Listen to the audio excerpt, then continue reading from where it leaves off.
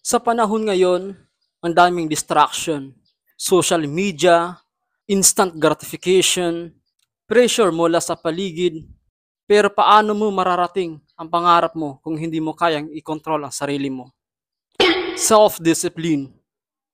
Ito ang kakayahan mong gawin ang tama kahit hindi madali. Kahit walang nakatingin. Ito ang tulay mula sa pangarap papunta sa realidad. Ito ang nagtuturo sa atin maging consistent, focus, and responsable. Hindi mo kailangan maging matalino or maging magaling. Pero kung ikaw may disiplina, ikaw ang magtatagal.